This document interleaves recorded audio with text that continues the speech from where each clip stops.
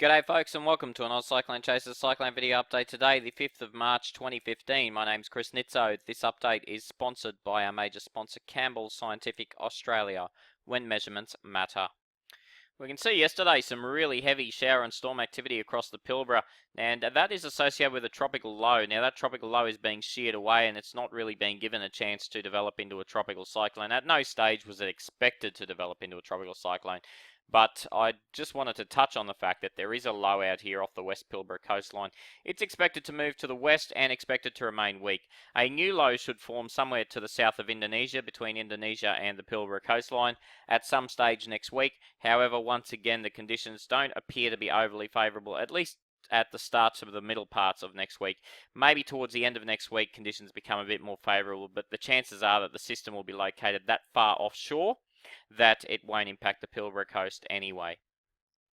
Something you may notice out here in the last 24 hours or so has been a steady increase of shower and storm activity, particularly on the far northeastern quadrant of this satellite image. Now, if we take a look at the enhanced infrared from the Southwest Pacific, and we take a bit of a zoom across the Southwest Pacific, we can see that that activity is really evident as we get to just north of about 10 degrees south in here, and that's all associated with a new developing low. That new developing low is what we're going to term the Fijian beast, or the Vanuatu beast, or the Vanuatu monster. So if I refer to that, you know what I'm talking about. It's this massive cloud at the moment that will become the Vanuatu beast over the next 5 to 7 days. Now that system is going to track in a southwesterly direction. It's going to make category 5. It's going to be a very intense tropical cyclone, possibly the most intense of the southern hemisphere this season. Taking a closer look at it, you can see here that it's not overly significant in terms of any structure, and it's not going to be for at least another couple of days. It's just going to be a big, massive, swirly thunderstorm activity.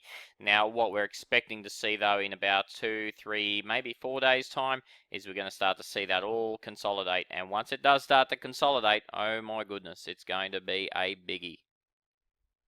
If we take a look at the North American ensemble model suit, and we can see here the variability in the forecast. Now what we're looking for here is this darker orange shading color, and when we see that, we've got a fairly intense cyclone, and then once we see the red, wow, we are in with a chance of a big cyclone. Now you can see here though that one of the key things in the latest few model runs is this trending further to the west. So the system is now expected to move westwards a little bit further than initially thought, possibly even as far west as the Australian area of responsibility.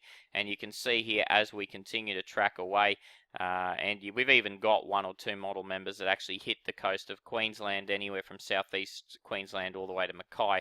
But they are, 1 or 2 out of about 35 to 40 models. So, you're not talking about a significant proportion or a significant probability, I should say. We're talking a very minuscule possibility of that happening.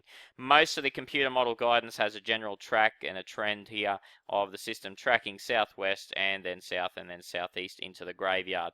That is the general consensus. Now what we are watching though for more interest in Queensland is this possibility of a tropical cyclone developing off the far north Queensland coast around about the same time as the Vanuatu beast is getting going.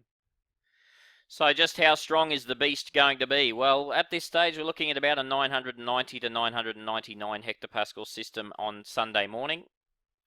By Monday morning we're looking at a system that's around the 970 to 990 hectopascals. By Tuesday morning we're looking at a system that's around the 960 to 985 hectopascals. By Wednesday we're looking at a Cat 4 or high end 3 at 950 to about 975 hectopascals. And then by next Thursday, we've got a situation where the system, it could be lying a long way away from the Australian area of responsibility all the way through to just off the Queensland coast. So we do have a fair bit of variability. Now remember what I mentioned to you, that the favoured direction of this system is to track through Vanuatu and then out through this area here. At this stage, that is the expected track. Now by Thursday, by the way, we're looking at about a 940 hectopascal system. And then by Friday morning, we're starting to get into the 930, so we're starting to get into Cat 5 status. once again, as I mentioned, you do have to be aware that there are a couple of model members, this one here which smashes the coast here and this one here which smashes the coast there, but they are 2 of 20 here. So we're looking at 2 of 20 from the GFS forecast model suit, and in fact the rest of them don't even move it anywhere near the coast. So, you know, we're looking at a maximum 10% chance of this making the coast at this point in time. So really, folks, the area of concern is going to be Vanuatu and New Caledonia. What we need to talk about, though, is this new system up here further to the northwest. Now, some of the computer guidance here from the GFS does pick it up as a 990 odd hectopascal system, which means around about a category 1 if we were to equate pressures with cyclone severity, which we don't, by the way, but if we were to equate them, because there is a fairly good pressure wind speed relationship, so when we get pressures in the 990s, we can pretty well say, you know, it's going to be a weak category 1. So what we're having a quick look now at is the European model suit. Now, the European model suit is a bunch of 50 lots of European models run at 10 a.m. this morning.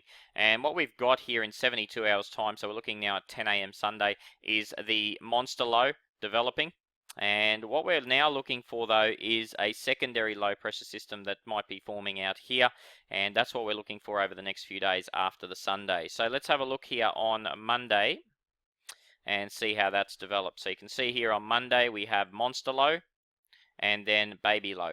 Now, baby low is what we're looking for. Baby low is going to track in a westerly direction. At least that is the expectation of the computer model suit at the moment. Now, the big thing here to note is, though, that if monster low develops quicker than baby low can get away from it, monster low will absorb baby low. So what will happen is baby low will actually be absorbed into monster low's circulation. That's what happens. We call that a Fujiwara interaction. And at this stage, though, the European model suit is not interested in creating that Fujiwara interaction because monster low develops fairly slowly, as does baby low. Now, if, as I mentioned, monster low forms quicker than expected, monster low eats baby low. Now, if we continue with the Euro and assume that monster low doesn't eat baby low becomes a system on its own. And baby low now starts to intensify as it tracks to the west towards the Queensland coast. Monster low remains out here and starts to deepen. And what we start to see here is that because baby low is now pushing away from the monster is now no longer affecting the development of the baby low as it tracks to the west. Alright, so baby low now is located very close to the North Queensland coastline, somewhere at this stage looking like between Cairns and, say, Lockhart River. Particularly the area around Cooktown seems to be the hotspot on the ensemble model guidance. Now, this is we're looking at here Wednesday morning, and we can see monster lows developing quite nicely out here. But it remains fairly slow moving. We'll talk quickly about the steering mechanisms for these systems shortly, but just for now, I'm trying to explain the interaction between the two. So by Thursday morning, we have a baby low located right here on the Queensland coastline, and obviously creating some fairly windy conditions, rainy conditions, flash flooding conditions, and possible riverine flooding conditions across northern and far northern Queensland. At this stage, anywhere from around about Mackay northwards is likely to experience rain, with some very heavy falls expected in the Cairns district with that sort of track. But obviously a lot will depend on where baby low ends up. Alright, now monster low continues to deepen, gets stronger, starts to push in a southwesterly direction. By Friday, the ensemble guidance has a baby low has already crossed the coast up here in northern Queensland. Now, I do say baby low, but let's not trivialise it. It could be up to a Category 3 tropical cyclone. So it could be anywhere from a very intense tropical low or monsoonal low all the way up to a Category 3 cyclone. So even though I'm calling it baby low to make things easy for you to understand, you do need to understand that it could be a significant system. Alright, monster low around Vanuatu starts to track to the south, though, and at this stage, though, there is a bit of variability in where the system could lie as it starts that track to the south. So anywhere in that shaded area could be where the system lies. So it could be as far west as the western edge of that pink line, and it could be as far south as the southern edge of that pink line. Now, the interesting thing about monster and baby low, monster low pushes away to the graveyard. Don't worry too much about the intensity. I'll show you what the real intensity is expected shortly. And baby low over here stalls in the southeastern Gulf of Carpentaria. Now, if it does that, we're expecting to see prolonged very heavy rainfall across the Queensland coast and along the peninsula and along the Gulf country. And even out to day 10, we see that baby low stalls here in the southeastern Gulf. Monster low continues out into the graveyard. Let's take a look at how strong monster low can be. So we're now using the European deterministic forecast, and we can see here baby low 998, so it's a fairly strong tropical low, getting close to a weak cyclone. A 990 for monster low. Now that doesn't, you might think, oh yeah, that's not too much. Let's have a look at what happens from there though. It explodes, absolutely explodes. All right, so baby low 997, borderline cat 1, monster low starts to deepen 979. As we go into the next bit, baby low is 998 as it hits the coast, monster low 962. As we go finally into the 10-day forecast, you can see baby low right on the North Queensland coastline, monster low at 933 being a category 5. Alrighty, so if we have a look at the steering forecast flow here out to day 4, which is the early Monday, we can see that both systems are lying in a fairly weak steering environment, so we shouldn't see any rapid motion of either system at this stage, according to the Euro ensemble. And as we go into Tuesday, still seeing fairly weak steering environments here. This is the shading here shows us the actual height of the 500 hectopascal level in decimeters. So what we need to do here is multiply these numbers by 10 to get the actual height. So what we're looking for here is these lighter shading colors. Lighter shading colors signify an upper trough, darker shading colors signify an upper ridge. An upper ridge will push a cyclone west, an upper trough will push a cyclone southeast. And you need that information because that will explain where the systems are going.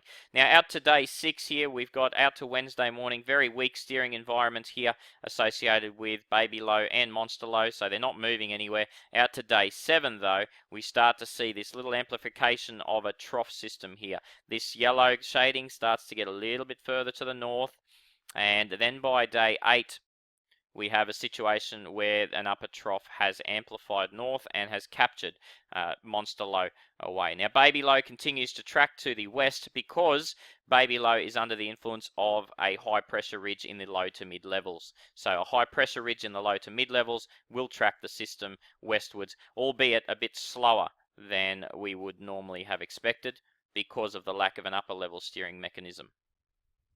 The big difference between the Euro ensemble and the GFS ensemble is the fact that the GFS ensemble puts an upper high here. Now, an upper high located in that spot is going to do nothing else except for push monster low westwards. Now, if monster low pushes too far to the west, it's going to consume baby low, eat it up into its circulation, and that's what the GFS does. So the GFS pushes monster low directly to the west, and because of that, it eats up baby low, and therefore we don't have a coastal crossing of a cyclone over Queensland.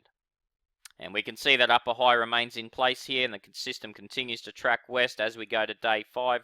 You can see the upper high now breaks down, so the system stops moving further to the west and will now start to move poleward. Now cyclones, if in the absence of any steering, a tropical cyclone will start to move poleward, and there's a lot of physics involved in that, but I won't bore you with that in this update. But really what we then see is the same amplification of that upper trough a little bit earlier than the GFS, than the Euro forecast it, but we do see an amplification of that trough, and therefore once that trough amplifies, we have the system starting to track away to the south or southeast and into the graveyard. Significant strike potential here for the New Caledonia and Vanuatu region. But once again, the big difference here in the computer model suits is that this one pushes the monster low too far to the west and absorbs the Coral Sea or the Queensland cyclone into its circulation, and therefore Queensland comes out of this with diddly squat. Now the difference in rainfall totals would be outstanding. You know, like, it's just mind-boggling the difference that you could get in rainfall totals over the next week. So it's pointless to look at it, because obviously if monster low eats baby low up, Queensland gets nothing. You know, you're not going to see any rainfall on the coast. In fact, you're going to see some fairly drier than normal, much drier than normal weather across the state. Obviously, though, if the European ensemble scenario happens, you could be seeing falls of 0.5 metre to 1 metre on the Queensland coastline, anywhere from Townsville northwards. And certainly, if you get a situation where that low just stalls on the coast, you're looking at significant flood potential for most of the northern third of the state.